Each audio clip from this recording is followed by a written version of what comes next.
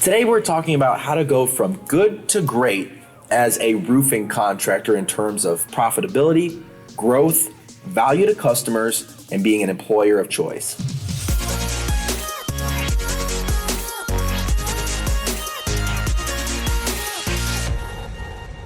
What's up, guys? Welcome to the Metal Roofing Channel. Welcome to Q&A Mondays. I'm Thad Barnett. Make sure you subscribe if you're new. We release metal roofing and metal construction content every Monday and Wednesday.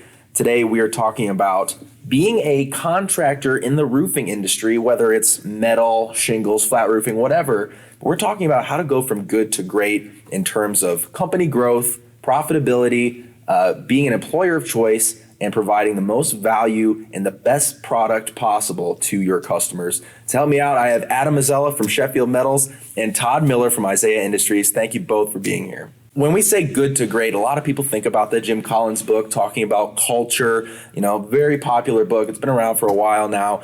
And we're talking about something very specific when it comes to roofing contractors. What does great mean? What are we going to cover here? To me, it means a lot in terms of sustainability. So a business hits a size, and I think profitability plays into it really big, but you've got to have all those Jim Collins things in place. You got to have the culture, the mission, all those things in place to reach this point. But, it's that contractor that hits a point where, okay, things are firing on all cylinders. The business is going to be sustainable over the long term, which, of course, ultimately, who that benefits the most is your customers and your team members both, to have that kind of sustainability. That said, I think every company owner is going to have some different goals and some different thoughts on what great means to them. But I do think a big one as part of that sustainability also is the company owner feels like, I could take off a couple weeks and things are going to keep going without me. So you've got that empowered organization. You've trained people to do those things that you used to have to do when you had to wear every hat in the company. Or on the other hand, heaven forbid, someone got sick for an extended period of time. We've certainly seen businesses that just basically were forced to close up because that leadership was no longer there. Sometimes the whole reason the leadership got sick was because they were doing everything and they didn't have an empowered organization. So I think a lot of that great comes through empowerment and creating a sustainable organization. Yeah, and oftentimes it really can be a natural progression for a contractor. As a contractor, as an owner, oftentimes an operator as well, you're working in the business rather than on the business. And just from our perspective, it's really the guys that can make that jump from good to great are the people that figure out a way to be able to work on the business and not just be in the business every day. And sometimes that comes with a conscious effort of that. Other times, we see guys say, I'm getting ground down. I'm getting worn down from being on a roof every day. My body can't take it. And they figure out a way to, I don't want to say make them replaceable, but the processes that they have in the organization, making them repeatable, making them scalable, and then they can focus on the business rather than in the business. Yeah, and we're going to talk about several ways to get there, including growth and profitability. So how do you take your company from level 1 to level 2 to level 3 if that's what you want as a business owner? So I did see someone speak on this recently who made the most sense of it that I'd ever seen made. And basically, he laid out 4 different sizes of contracting companies and gave a really good description of each in terms of it all kind of culminated in what their annual sales were. But then he talked about, okay, this is probably what your cash flow is. This is probably what you have in the bank. This is the number of hats that the owner of the company is still wearing. And he would show a progression. But I think that, it was easy to sit there and look at that, and a contractor might say, okay, well, I'm a level 1 contractor. I really want to be level 3. Well, how do you get from there to there? And this particular speaker, and it was Frank Farmer from American Metal Roofs up in Michigan, and he was basically saying you've got to have yourself financially resourced as a level 2 company while you're still a level one company if you're going to make that jump to level two. And ultimately, a lot of times these levels were driven again by annual sales. So he was saying, okay, in order to have the annual sales of a level two company, you've got to have the marketing dollars of a level two company before you're really a level two company. So he talked a lot about how you retain some of those resources and finances within a company so that you can make that growth. Again, some contractors, I've known many contractors, I'm sure you have as well, Adam, who wanted to be a level one, and they were very adamant that, no, this is what I want to be. And that's perfect. I mean, God bless them. We need that variety. But for the guys that want to grow into higher levels, you got to have that pathway. And ultimately, it's going to require profitability and resources. I think probably with the cost of advertising and everything, it's probably even more than it was 20 years ago in terms of what it's going to take to make that leap.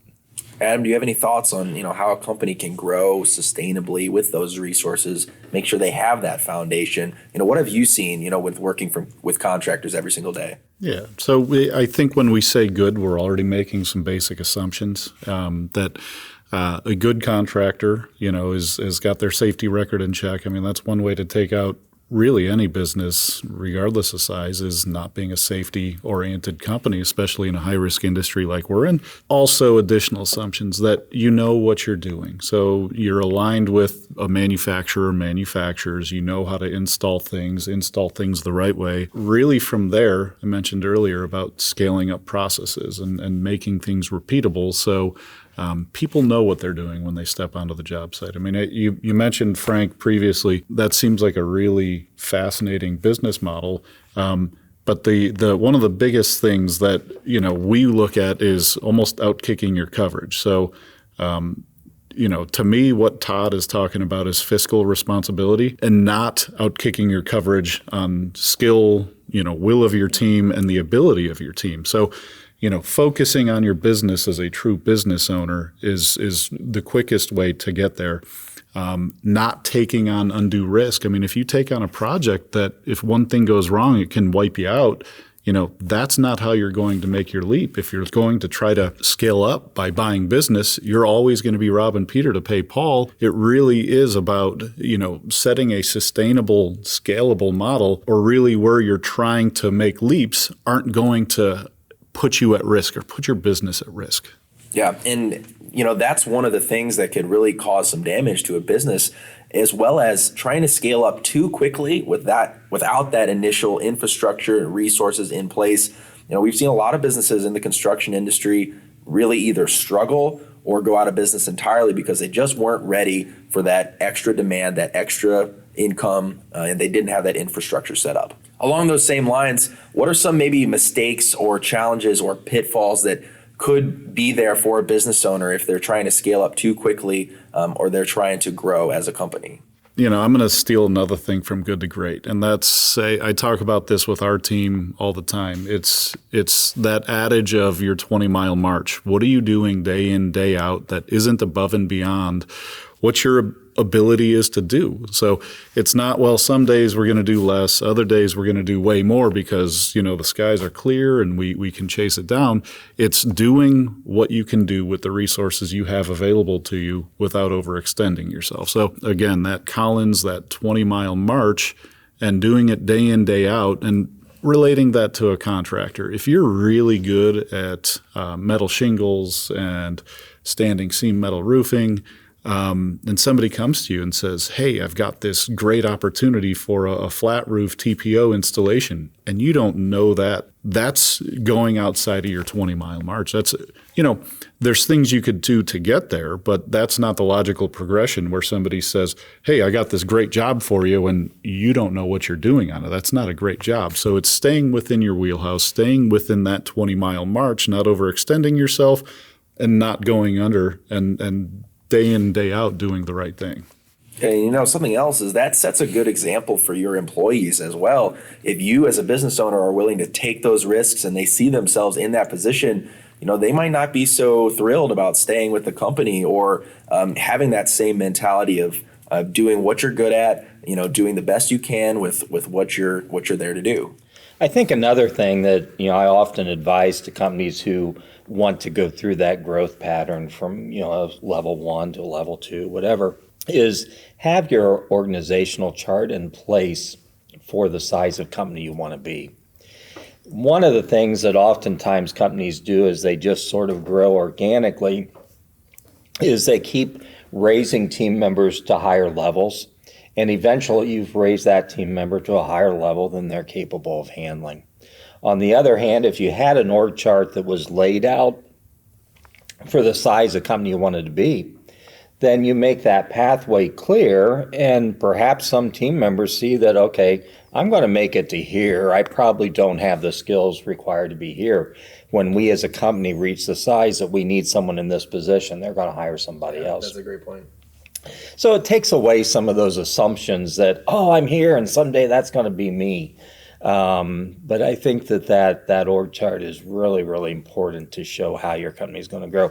Doesn't mean it's written in stone. Right, changes happen. You may have to change it. It's kind of like dress for the job you want when it comes to organizational structure. Right, exactly. And it takes a level of strategic thinking, strategic planning. I mean, I don't want to say it's easy to wake up one day as a contractor and say, oh my gosh, I've got a mess on my hands, but that happens. And do you want to continue to be disjointed and not know where you're going and figure out where you're at on that growth scale? You can pull those things in and put processes to it and a thought process that's going to help you either dig out of a hole or gain clarity on where you're at and ultimately where you want to go. Yeah, and we've talked about some really good tips for how to go from good to great. But from someone from Sheffield Metals, Isaiah Industries, you guys work with contractors day in, day out for years. What are some things that you have seen contractors that go from good to great? Give me some practical things that you've seen, those companies that are really, really successful. What are they doing? What have you seen? They know their numbers. They track job costs very, very carefully. They know their marketing. They know that if I spend this much on marketing, I can expect this much in terms of return. So knowing your numbers is really, really critical. And that's something I see a lot of contractors. They didn't get into this business in order to keep spreadsheets or watch numbers. They got into this business because they like building and they like creating things. But if they really want to be serious about growing that business, they need to know those numbers. And that in turn is going to force them to look at the profitability of their company in order to grow those resources within their company so that they can grow to the next level. Yeah, and to me, I've seen it's the people that want to grow. So, you might be good, but what's it going to take to be a great, metal shingle installer? What's it going to take to be a great standing seam metal roof installer? And it's knowing the details. It's not running and hiding from questions that a homeowner that might have for you, and being able to explain certain things and why things cost a certain way. And ultimately letting your work speak for itself. So don't make your work the best kept secret. And I mean, you're talking to a bunch of people that love marketing sitting here at this table, but there's simple things that you can do as a contractor to let people know how great you are, even though you might just be good right now. And so letting people know via social media that you do good work, spread the word, and that can help you in your growth strategy as well. And if you want to get to that next level, you're going to have to learn what it takes to get to that next level. So what tips do you have, for a business owner? How do they get that knowledge? Well, I don't think it's just the knowledge, their own knowledge. It's also building that knowledge into their team and developing those skills within their team. First of all, I think every business owner needs to realize that when they're out recruiting and hiring, you're looking for people smarter than you. Frankly, that's a tough thing for a lot of guys to do. And it's tough, probably even more difficult sometimes for your mid-level managers to do it because they really start to see that as a threat. But you got to make it clear within your entire organization that we're always looking for smarter people and better skills and additional skills. That said, I think, aligning yourself with manufacturers, with trade associations, any place you can suck up training and knowledge is very important. Adam, you had touched earlier on, the importance of, as you grow, working on your business, not always in it. And, of course, it's a pretty easy read and a fairly simple book, and it's probably been out for 40 years. But Michael Gerber's book, The E-Myth, is a great book that really goes through that process of, okay, how do I create a business that is going to be greater than myself? How do I work on the business so that I don't always have to work in the business? Yeah. And so there's some great resources out there. And there's some challenges. I mean, you might be talking to a contractor. This is very prominent in our industry. Todd Miller Roofing. If you're Todd Miller and Todd Miller Roofing, it's easy to get caught up and say, hey, everything needs to come to me, to flow through me. I am the expert. Rather than what you said is you guys need to be the experts. You guys need to make the powerful decisions. I've given you guidance, given you the tools you need to know to be able to make those decisions. And that's really difficult as a business owner. And so it's understanding that the business, needs to be bigger than you, but also not take on a life of its own. And a real key to that too, again, is how well is that business financially resourced? What are their profit margins? Do they have some fallback money, if you will? And one of the things is, as you grow the business and you empower people more, you've got to give your team members the permission to fail. And they've got to know that, okay, I may mess it up this time and I'm not going to get fired. Well, the reality is, if there's no financial resources as backup in that company, they may get fired because they mess up something, and so they don't ever feel like they have that permission to fail.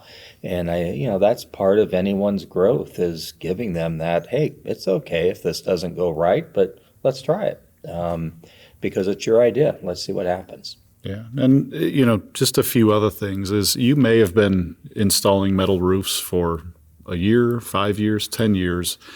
What are the metal roof manufacturers saying? You may have learned it and come up, and now you have your own business. But what are the major metal roof manufacturers saying? Am I installing things per their details? Or could I be creating exposure for myself and my company? Putting a cap on what you can learn and what you think is right is a quick way to max out your growth capabilities. So, like I said, there's a few things that can really take you out, and, safety being probably number one. The other things are doing things wrong in a repeated way for a long time. So, it is good to check with the industry and say, hey, am I installing this metal roof right? Hey, what's the latest and greatest? It's great to be able to go to the IRE or NRCA show and catch some seminars. Take your people to your seminars. So you might be shutting your business down for a few days or lessening your output for a few days, but it's being able to grow, understand what's the latest, greatest, current technology. I think it's important for any business owner to be very introspective and self-reflective. And you brought up such good points as far as, am I doing things right? And anytime I have a contractor tell me, Todd, I know everyone else does it this way, but we do it this way. Oh my goodness. I mean, I'm just automatically and getting the heebie-jeebies because I'm wondering what they're going to show me. So I've had a contractor I've seen in recent years who is installing standing seam products with what I would call closed valley. And, they're in an area where there's lots of trees, plus there's ice and snow. It's not our customer, but when I've talked to him, I can't get him convinced that you're building yourself a world of liability here with what you're doing, just because you're not wanting to take the steps to do it the way that everyone else does it. Sure. Which is the right way in that case. Yeah. Awesome. Well, thanks so much for the information and knowledge, guys. Really appreciate it. I think we covered a lot of good things, from how to go from good to great as a contractor. If you have any questions, please comment down below. We'd love to answer them in a future episode. So, Todd, can you tell everyone about your podcast, The Construction Disruption? Yeah, thank you. I appreciate the opportunity. So, we looked at the industry and we said, we need to recruit more folks into the construction industry. And how do we do that? And, what we wanted to do was to go out and create a resource so folks can learn about the newest and greatest things happening in our industry, whether that's construction practices or products or some of the tech that's coming into our industry. And so we go out and we research and we find those things, and we bring guests on the spotlight to talk about them. So folks who turn into the podcast, it's construction-disruption.com, can really learn about some of those new great things that are going to shape our industry going forward, and it may be great career opportunities for them also. All right, well, thank you both for joining me today. Make sure you subscribe here to the Metal Roofing channel. As always, I'm Thad Barnett. We'll catch you next time.